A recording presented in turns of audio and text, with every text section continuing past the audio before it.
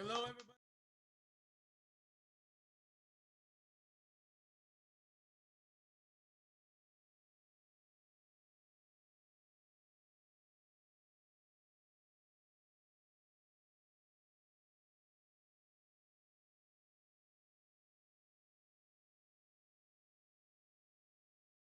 Hello, everybody. Hello, hello.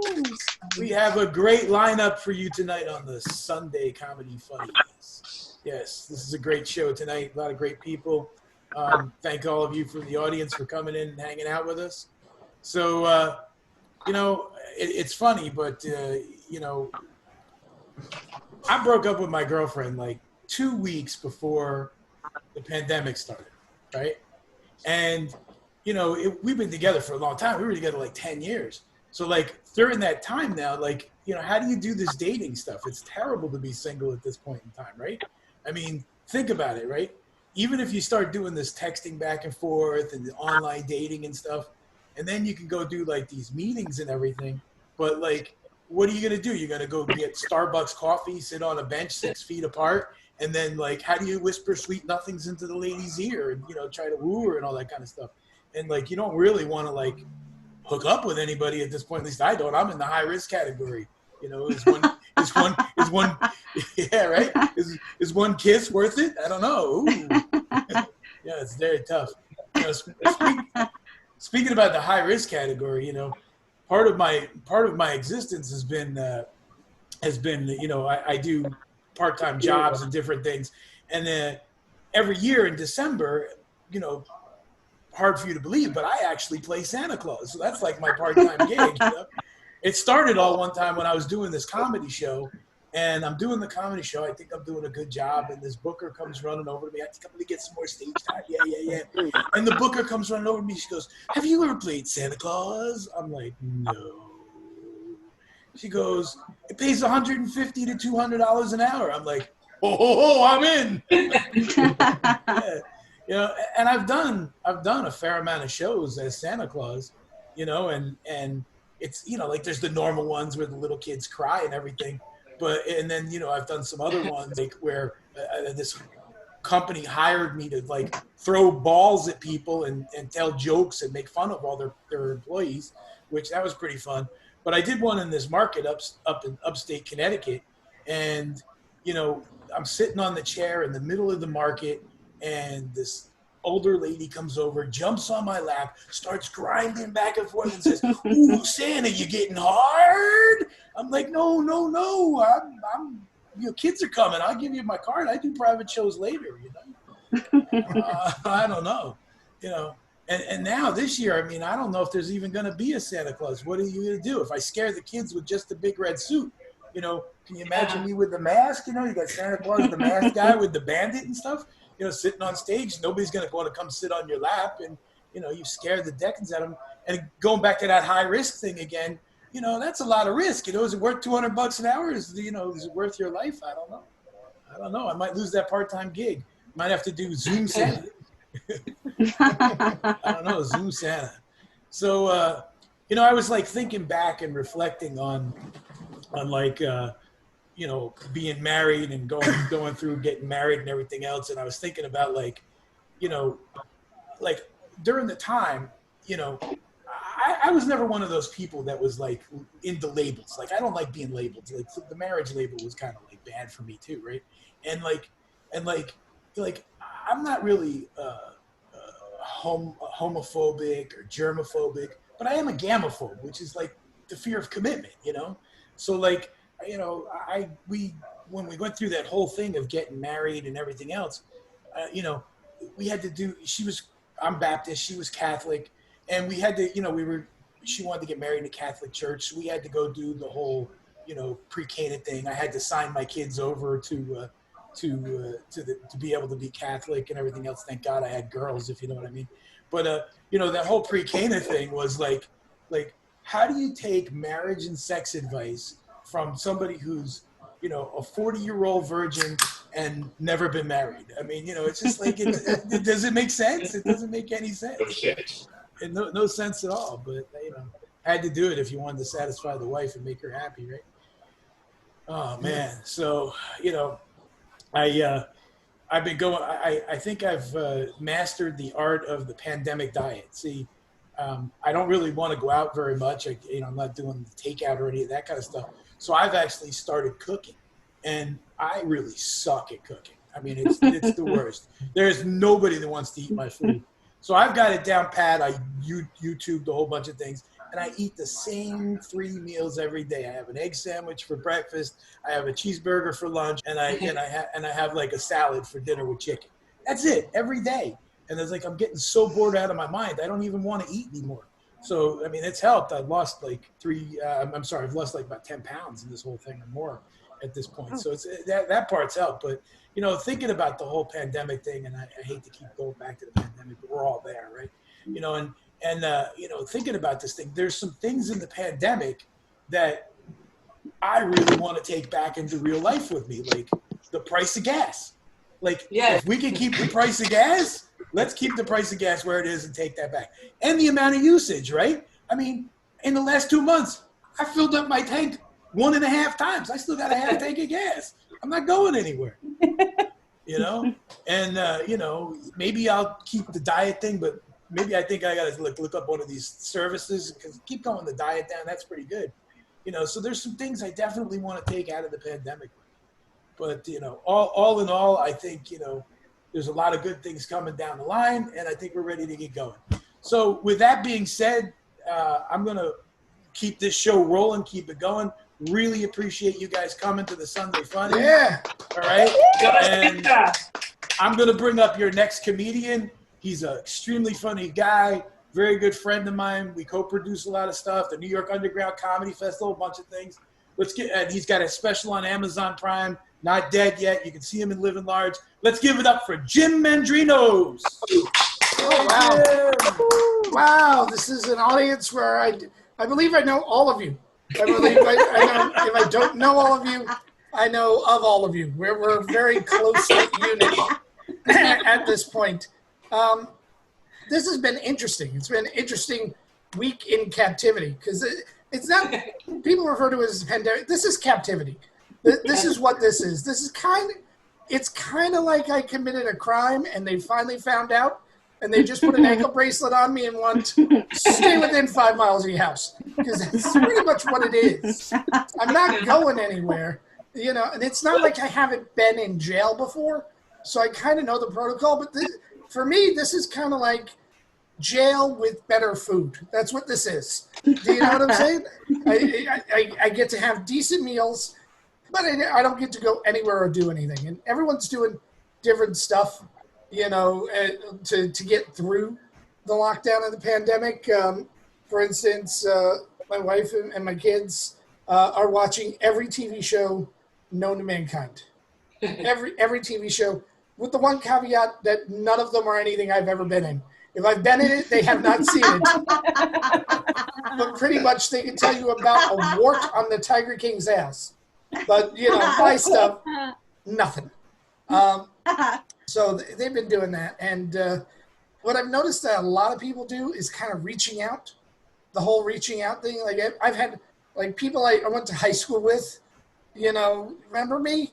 Yes, and that's why I'm ignoring this text. I'm not talking to you. You were an asshole then. I don't care that you're afraid you're going to die. I'm still not talking to you. It's that simple. The weird reaching out for me is the exes. Anybody have that? Their ex reached out to them? I don't want the pandemic. I had an ex drunkenly text me nudes at 2 a.m. And I know it was drunkenly because with the way we ended, she would not have sent me nudes. With the way she ended, she would have texted me the coronavirus. That's what she would have texted me. She would because there are those exes where you go, if I ever bumped into them again, maybe there's a spark. And then there's those exes where they're like, if I ever bump into them again, I hope the police are nearby. This is the one that I would keep track of what city she lived in. So I made sure that if I ever went missing, the police would know where to look. So, boom, I'm sleeping and boom, nudes come up on the phone. And I've got like a really chill wife and she's there like, you know, who's texting you at 3 in the morning? I went, my ex, boobs. And she looked at him and she went, yeah, look at him in the morning. Turn that off. I get permission to look, which is bonus. But the next morning, I text her, I text the sender, and I went, I'm sure you didn't mean to send this to me. At which she didn't. She said that her new boyfriend is named Asmani, Asamani, and I'm in her phone as asshole. So when she was drunkenly scrolling who to send it to, she was off by 1, which is amazing because she's in my phone book with "Don't pick up." That's how she's listed in my phone book. Do you do that? Do you have numbers that, like, when I get telemarketers and call, instead of saying telemarketer, I list it as answer in a made-up language. Because I love doing that to telemarketers. I just love picking it up and going cha-cha-wa and just having them try to figure out what's happening. The only time that didn't work is when I get the Chinese medical company telemarketing me, and I start with that, and then there's a full-on conversation that I'm not privy to after that. I actually have noticed that scam artists got a scam. Like we have these Zoom shows because artists have to art, but scam artists have to scam. And that's an amazing thing because I'm online and I'm on my Instagram, and I get an alert that somebody wants to send me a message that I'm not connected to. So I look at the message, and there is an impossibly attractive woman, and the message says, "Hello, handsome." So automatically I know I'm being catfished. There's no way that an absolutely gorgeous 19-year-old woman is going to look at my mug and say, "Hello, handsome." You know, I'd be more likely to answer had she addressed it, "Dear Sugar Daddy." You know, because at least that would have been honest. But some of you guys don't know me that well. I am a major asshole.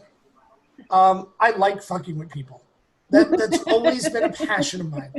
And I like to fuck with, I love to fuck with scammers.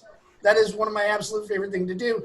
And it's gone way back in 1998. Do you remember when we were all getting those Nigerian Prince emails? Yes. I actually conned a Nigerian Prince scammer out of $100. And it is the single most proud event in my life. I will tell you how it happened. I grew up in a family, and my family, for lack of a better way of saying it, bordered on illegal activities.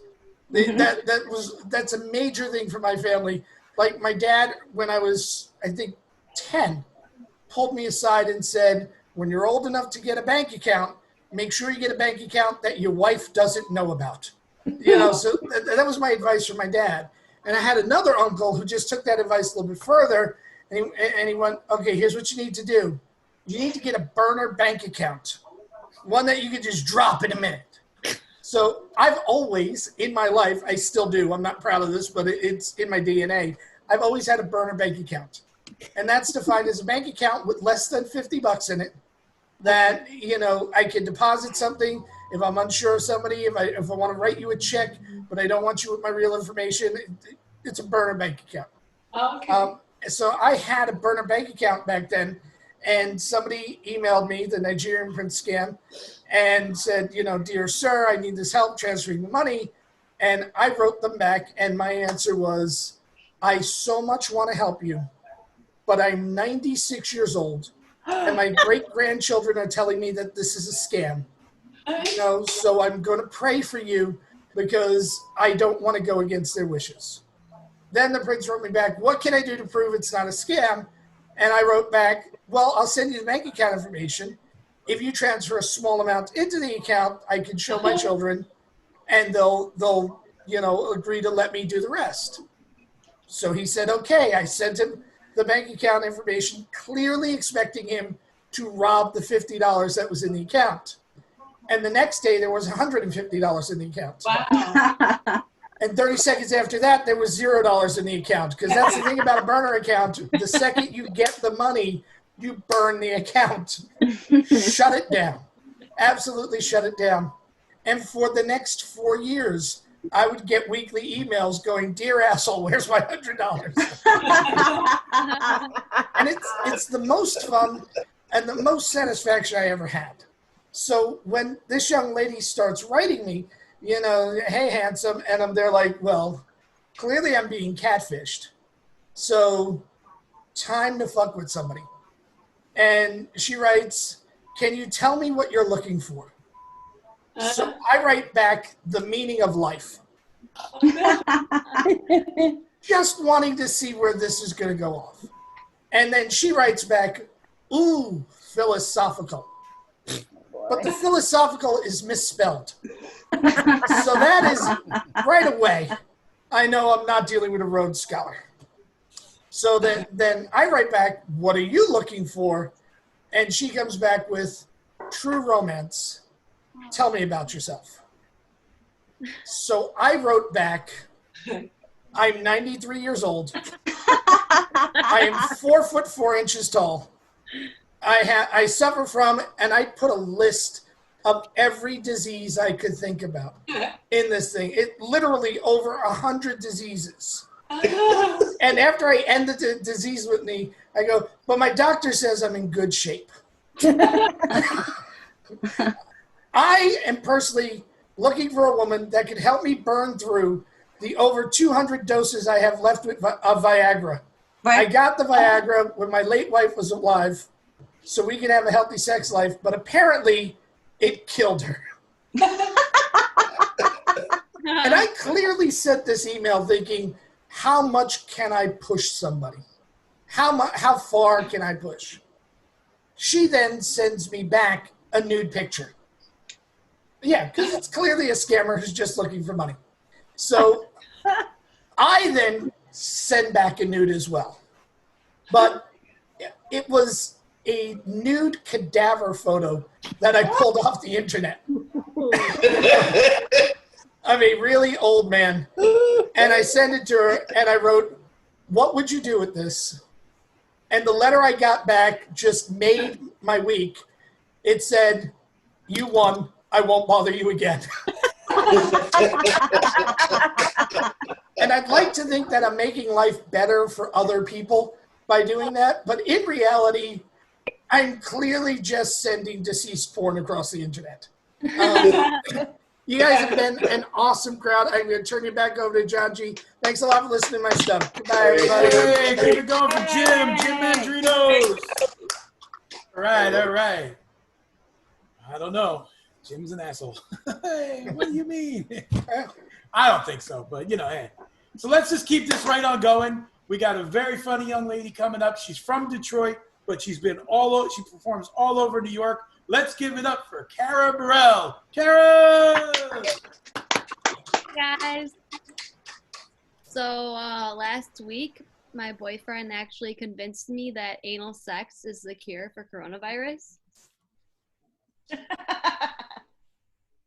I mean, he still has his fever, but he hasn't been able to walk since.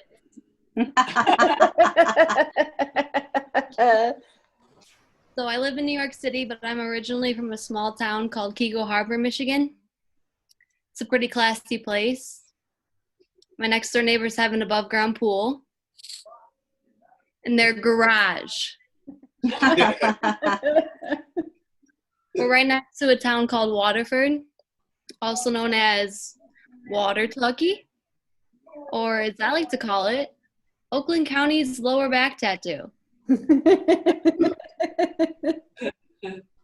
I am 25 years old, but I look younger. So one of my favorite things to do is tell guys that I'm 16. Just to see if they're a predator. I was a vegan for a couple of years until one night I got drunk and I ate a corn dog. I'd never even eaten a corn dog before I went friendless. I'm sorry. I mean vegan.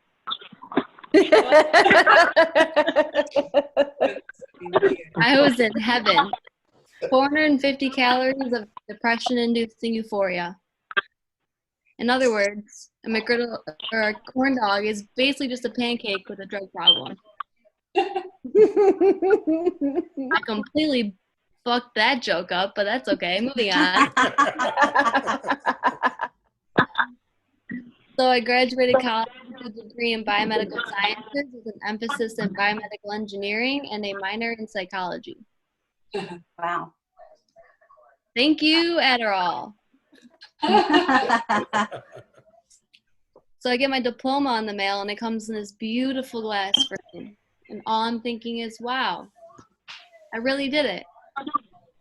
I finally found the perfect surface for chopping up lines of cocaine. I'm sober now, but I also used to be such a broke pothead that I would open my mom's beer bottles, pour her beer down the sink, and return the bottles for weed money. Now with the functioning alcoholics out there are thinking, how dare you? So like most recovering addicts, I fell in love with Jesus, but he keeps offering me red wine. Strange thing about communion, they look at you funny when you get in line again. I'm like, look, I'm just trying to get closer to God. So I started bringing disguises. When I was young, I played a lot of AAU basketball. When I was 14, I had a creepy-ass coach who used to scream at us while we were on the court.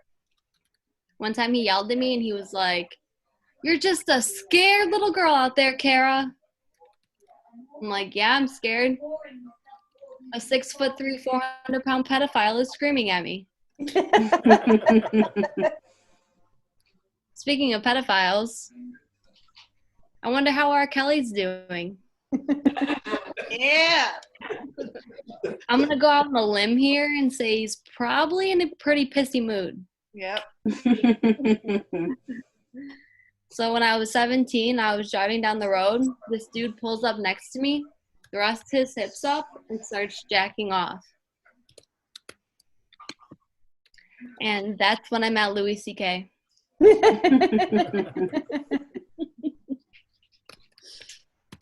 Someone DM'd me recently and said, and I quote, "You are the reason I sometimes get that awkward work boner." She was doing a great job before she got cut off. Yeah, she was doing a great job. So, all right, let's just keep this rolling. Up, she totally dropped that now. All right, so let's just keep this rolling. Let's give it up for your next comedian. He appeared on MTV when it was still cool. Improvised with Robin Williams, and when Robin was still alive, actually. And he opened for Jerry Seinfeld before he was actually famous. Let's give it up for Joey Novak. Joey! Hey! You're muted. You're muted. Joey, you got to unmute yourself, man, or we can't hear you. And There you go. All right. And that was my opening joke. Anyway, so I thought I would let me take you back to 1962. I was 8 years old, middle of the summer. My dad comes home and he says to me the magical words that just made me have an 8-year-old, 9-year-old's orgasm. He said, "We're going to go to see the New York Yankees play tonight." This was going to be my first Yankee game ever, and I am absolutely incredibly excited to go to see the Yankees at the Cathedral of Baseball in the Bronx. So I get my mitt. I'm ready to walk out the door. My mother hands us a bag with chicken sandwiches, and she says to us, "Look, so you don't have to spend any money on hot dogs. Here's your chicken sandwiches." We get on the bus, we go to the D train. Right before we get on the D train, my dad says to me, "Here, give me the bag." He takes the bag of chicken sandwiches and he throws them out and he says, "You know, when you go to Yankee Stadium, you don't have chicken sandwiches in a bag, you have hot dogs." And I'm thinking, this is really great. I'm going to learn all about what it is to go to Yankee Stadium. So we get on the D train and we're sitting in the front row we're sitting in the first car of the D train, and I'm watching the train go down the tracks. This is very exciting. Finally, we get to 161st Street in the Bronx. we walk out, and I see the blue of the sky, and there in the distance is Yankee Stadium. I am incredibly excited about this, and I'm listening to my dad, who knows all about the Yankees, knows all about baseball. We get our tickets. We're on the field floor. I could see the blue of the sky, the brown of the dirt, the green of the grass, and there up at bat is the Mick himself, Mickey Mantle, hitting from the right side, hitting from the left side. Again, I'm having 8-year-old baseball orgasms. This is the most incredible thing I've ever seen in my life. And then my dad says, well, we need to go to our seats. And I said, oh, we're not sitting here? And he said, no, we've got much better seats than these. We have the best seats in Yankee Stadium. So we take the escalator up one level, and I say, oh, our seats here? He said, no, much better than this.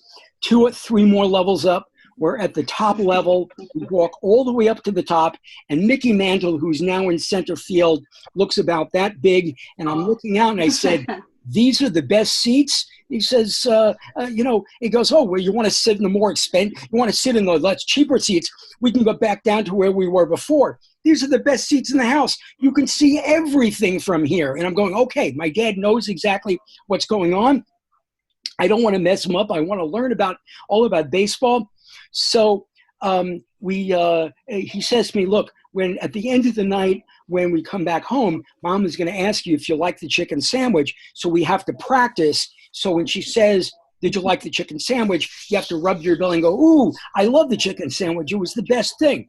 So the first inning comes, we get some popcorn. The second inning comes, I get some Cracker Jacks, and I'm just eating a hot dog, another hot dog, and I'm thinking this is the most incredible thing. So I say, oh, I'd like something to drink, and my dad stands up and he says, hey, Matt, bring a soda over here. So the guy comes over and brings a soda. The next inning, I said, I want another hot dog. And the guy says to the next guy, hey, Mac, bring us a hot dog. And I said, Dad, my dad is so brilliant. He knows the names of all of these guys. And he says to me, oh, yeah, everybody here, in order to get a job at Yankee Stadium selling anything, you have to have the name Mac. And I'm thinking, my dad is the most brilliant guy in the world. I can't believe that he knows all of this. Then around the 7th inning, he says to me, oh, are you a little tired and you want to stand up and stretch? And I said, yes. He says, oh, look, I spoke to the guy who plays the organ. You're going to be leading everybody in that song that you learned in sleepaway camp. And I'm going, I have to lead them and take me out to the ball game. And they go, look, you stand up, start singing, and everybody will start singing with you. So I stand up and I say, take me out to and everybody in the place is singing. I go, this is incredible. I can't believe my dad has arranged for me to lead everybody in singing, take me out to the ball game. This is absolutely incredible. So we sit down and they announce that there's going to be a new pitcher coming in. And I didn't know that you could just exchange pitchers. And I'm looking out in left field and I see 2 guys having a catch, a pitcher and a catcher having a catch. And I said, oh, what's going on down there? He says, oh, that's another game. They're not very good, so they play on a very small field. That's the minor leagues. Whenever you hear anything about the minor leagues, that's over there. It's a much smaller stadium, but that's where they call up. Whenever you hear that they call up ball players from the minor leagues, that's where they get them from. And I'm thinking, my dad is the most brilliant guy in the world. I'm learning all about baseball. So at the end of the game, the Yankees, I don't know if you remember if they lost, if they won, we start leaving, and he says, oh, would you like to meet my friend Mel Allen? And I'm thinking, Mel Allen used to be the announcer for the Yankees. Says, my dad knows Mel Allen. That's absolutely incredible. So we're waiting online, and my dad says, hey, Mel, this is my son, Joey. He says, hey, Joey, how are you? And I shake hands, and I can't believe my dad knows Mel Allen. My dad knows the guy who plays the organ to sing Take Me Out to the Ball Game. He knows all about the minor leagues out in left field. We get on the train and we go back, and I'm just bouncing off the walls. It's about 12 o'clock at night. My dad says, look, we have to practice. Mom is going to ask you, how did you like the chicken sandwich? And I said, oh, I love the chicken sandwich. We get on the train, we come back on the bus, we're walking up the steps to my house, and my mom is there. It's about 1 o'clock in the morning, and I'm telling all about my dad, how he knew all the guys there were named Mac. To get a job there, you have to have the name Mac, and he knows all the way out in left field. That's where the minor leagues are because it's a much smaller field. And then I tell her how I led everybody in singing the Take Me Out to the Ball Game, and she's just nodding. We're all laughing. And then the money question comes, and she says to me, she says, so how did you like the chicken sandwich? And I look at my dad, and I rub my tummy and says, oh, I love the chicken sandwich. It was the best thing. Then she says to me, how many hot dogs did you have? I said, I had 4. And then my mom yells at my dad yells at my mom, you have to have hot dogs. And that's how I learned how to go to my first baseball game. And I tell this story because I miss baseball, I miss the Yankees, and I thought it would be a good way to kind of like share something that happened in my life with my dad. Thank you. Thank you. All right, great job. Give it up for Joey. Yay! Joey got grapes. I got grapes, yes. Joey got grapes. Jim, first of all, I want to apologize for sending those nude pictures to you. I apologize. That's fine. Jim and I go way back. Oh, I man. apologize for that. I just want to apologize. And the second thing is what Jim was referring to is I used to do this bit that Jim reminds me of years ago. Is my father, I was living with my parents, and I hear my father yelling from the kitchen. He says, Joey, Joey, Joey. I run inside. I go, Dad, what's the matter? He goes, I bought grapes. So that was the larger bit that Jim still finds very, very funny of my dad just very excited about the fact that he had bought me grapes. So, boy, thank you very much. I appreciate it. Good job. Thank you, Joey. Hey, all right. All right, we're going to keep this right on rolling. Your next comedian is also an actress and a regular in most New York City comedy clubs. You've seen her on Jordan Rock's Productively Stoned and in Comedy Confessions on Amazon Prime. Give it up for Ali Feller. Hi guys. Hello. How are you doing? I am like beyond irritated today. Mostly at my governor, who I kind of like. I am a Cuomo-sexual. He told me that there was a light at the end of the rainbow and that it would happen on May 15th.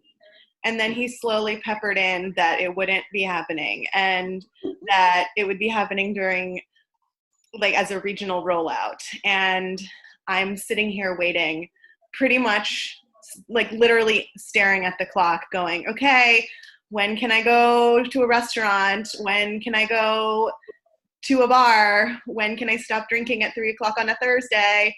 When can I stop eating my feelings? Like, what the fuck? Let me out, you know? So my complaint is he gave me too much hope, and I just now don't know what to do with it. So I'm sitting in my apartment like a gangstress in a 90s hip hop, video, trying to just like imagine what my life would be and like what would DMX do or like what would NWA or like Ice Cube do in this situation. So I've been just smoking a lot of weed and eating all my feelings, which is fine. It's a normal Tuesday or Sunday. I don't really know what day it is. So the past 2 weekends here have been gorgeous, right? So everybody in New York goes crazy when the sun comes out. We are like crackheads for sun. So all of my neighbors were dancing on the roof while socially distancing and drinking from 6 feet apart. I've met everybody in my building now, which normally would never fucking happen. I still don't know who lives next to me. I know who lives across from me because they play very strange, like really annoying music. I don't know who lives next to me. I've never met them. I'm sure they're really nice. But I've met all of the millennials in my apartment building who are so special.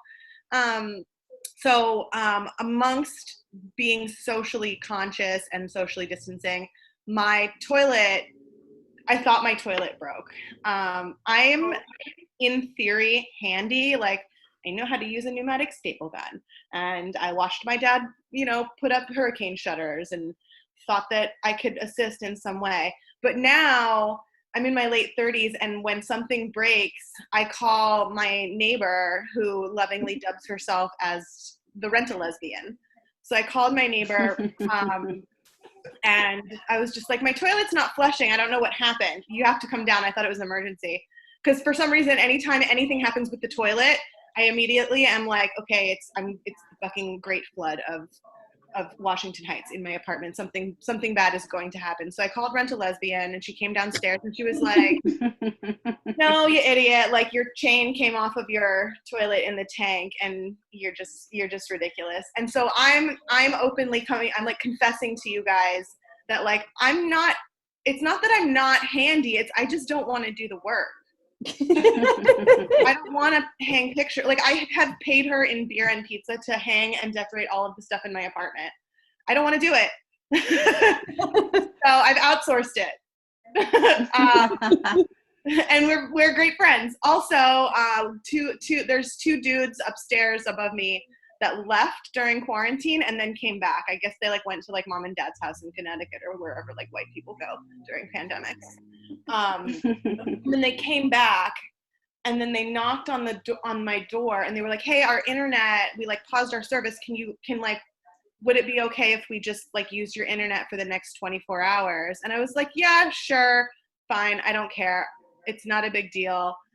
And then I forgot how nice college kids are, because they just like tipped me in weed, and they were like, thank you so much. And I was like, you can absolutely use my internet whenever you want. No problem. Help yourself. All good. And now they know who I am, because I am the 85-year-old lady who has a stick next to her bed that when they're playing loud music, I bang on the roof.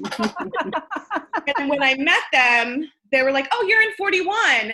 And I was like, yeah, I can hear you singing in sync in the shower and playing guitar at 4 a.m. And they were like, you're the one that's banging on the floor. And I was like, that's me. Nice to meet you. Keep the volume down. And now we're all friends. So what else do I want to talk about today? Oh, yeah. So people are frustrated, people like me and all of you are frustrated about the pandemic. But what I don't understand is like protesters, like pandemic protesters, okay? Fine, like you're entitled to your opinion, whatever, but it doesn't make sense to me, because that would be like me going out into a hurricane and holding up a poster board during like Hurricane Andrew in 1992 and being like, please go home. Like, it doesn't fucking work. It doesn't make sense. Stay inside. You're ridiculous. Like, wait it out. I should take my own advice. What else is there? Oh, yeah. Okay. So if you're sleeping with anyone, or if you're online dating, if you're on Tinder during COVID, it's basically like you have to be super careful, right? Like, it's basically like what I imagine like the STD conversation to be like when like you're entering into like a safe situation with a loved one, where it's like, do you have it? I don't have it. Do you have it? Do you know anyone who has it? You slept with it? What's the deal? Right? So my theory is that COVID-19 is the new HPV. Everybody has it. We just don't know who, right? And just like wrap it up.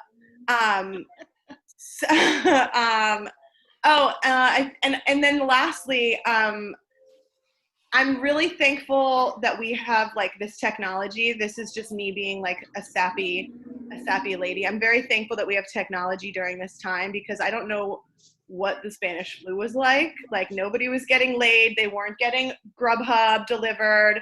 There was no delivery. There was nothing. Like, not even like handwritten letters delivered by horseback. Like, nothing.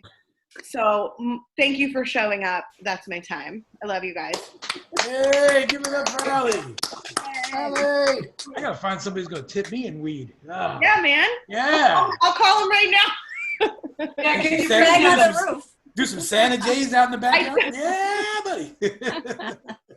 All right. This is good. We're having a good time tonight. Are you guys ready for your headliner? She's a very amazing comic, very funny. See her all around New York City. She's a good friend. You can see her on Living in Exile and a lot of stuff that we do at New Media Comedy. Let's give it up for Lori Summer. Lori! Yay! I want one too.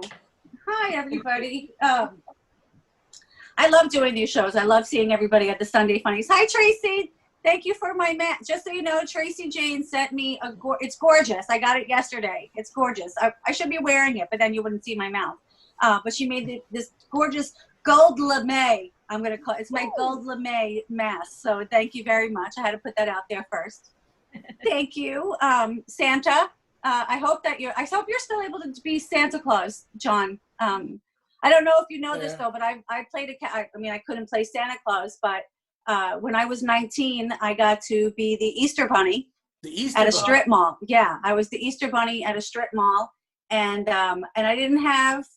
I hit a kid in the face. I stepped on another one's foot because I couldn't see to the Easter Bunny's eyes, and but I didn't have someone like jumping up and down wanting to ride the Easter Bunny. But I did have someone from high school who sat on my lap, didn't know that it was me. And she was like, ooh, Easter Bunny. And I got to really subtly whisper, you're a slut, from an Easter Bunny costume. And I got paid $150 to do it. So woohoo, in 89, that was fantastic. 89. I'm kind of over the pandemic and the social distancing, but I'm really happy to not see some people, anyone else, we miss people, but then there's other people you're like, you know what, I'm really fine with not seeing you, maybe ever again, like if they got the COVID, I'd be like, yeah, they could have gone, no one else, just me, I'm the asshole, whatever, Jim, touche, you met your match. I will out asshole you anytime. Thank you very much. Anytime someone dies, I'm always like, really? Especially with someone that I don't want to die, always get so upset. I'm like, really? I have a list of people that can go, and a lot of them are on my Facebook. So if anyone wants it, send me a private message and I'll do that. I really don't mind the pandemic. I'm here with my mom and dad.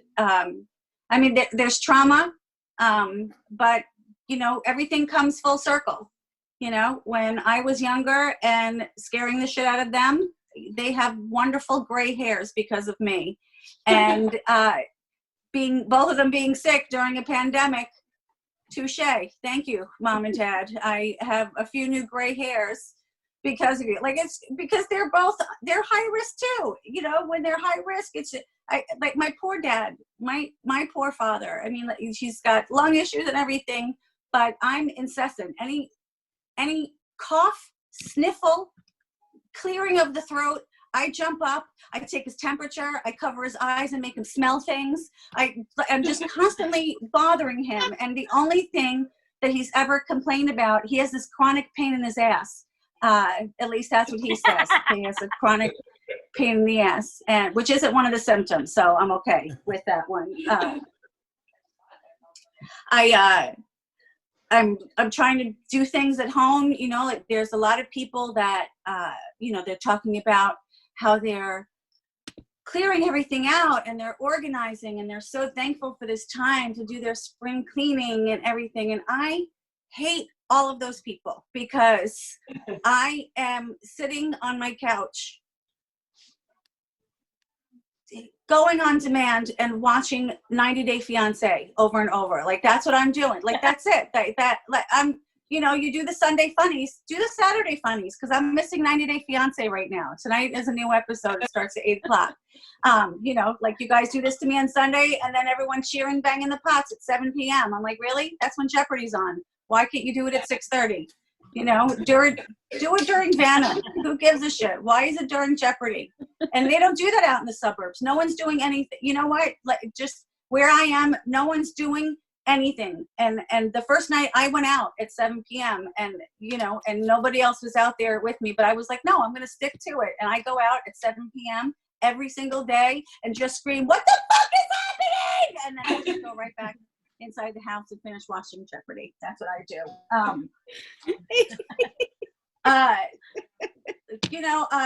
Allie, you were talking about what would DMX do? I'll tell you, because I toured with him. He'd smoke a blunt. That's it. And he would be fucking a hoe. That's it. Those are the things. But he would be banging bitches and smoking a blunt, because that's what he did the entire tour. Really, all of them. Like, if you like name a rapper, I'll tell you what they do on tour, because I've seen it all. And you know, I've seen my share. I could pinpoint a groupie from a mile away. Like, I could always see who it is. Comics have groupies too. Women don't. We just have stalkers and killers. But the men, that you'll have like the creepy women that will, you know, like hand you their dirty underwear after a show. And do they do that? I don't know. Does anyone? I know Tom Jones gets it. The music people get it. Never? You never got it, Jim? You never got dirty underwear? You just have your own. Good. All right. So whatever. I'm out in Long Island. I'm out where I grew up. I'm in the same place that I ran away from in the 90s. And it's a little weird being back here, because it's making me remember why I hate it. And it's too many white people for me. And there's only white people on the Zoom show. But I need, you know,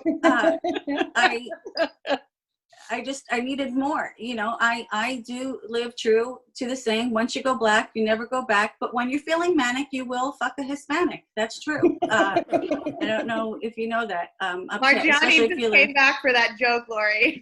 What? Margiani just came back for that joke. She just turned her video on for that joke. Exactly. I only took the video off because I'm baking, but yes, I'm here. Hey, girl. You know, because my apartment is in a very Dominican area, and I love it. It's wonderful up there. I lived there for over 20 years. I lived there so long that I am actually now Dominican. Are you in Washington Heights? No, that's downtown for me, actually. I'm further up. Washington Heights is downtown. And I won't go there because it's too far. You have to go uptown. It's little DR, and it's wonderful. When I first moved up there, the only reason why I got the apartment is because I'm a white girl with an ass, which that used to be my nickname, actually, when I was a dancer. White girl with an ass. And I actually walked into the appointment with the landlord backwards, and you know, because if I walked forwards, he'd be like, no, you can't live here. So I walked in backwards, left, you know, and he was like, oh no, you can have a key. So he gave me a key, and that's how I moved in. And all the neighbors only asked me if I wanted cocaine, which I didn't. I just wanted the pot. There's actually a pot dealer in my building, which is, you know, very convenient.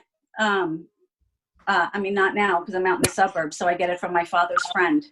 Life is so weird right now, you know, like I have no idea I don't think any of us really, like when I run outside and scream, what the fuck is happening? I feel like I'm doing it for everybody, you know. I feel like that's my way of helping. So you have people on the front lines and people working in the hospital, and I scream for other people that can't, maybe. I don't know what it is. They're probably going to be happy when the pandemic is over, so I'll be leaving. That's what that, you know, like that. I'm sure that there'll be a parade.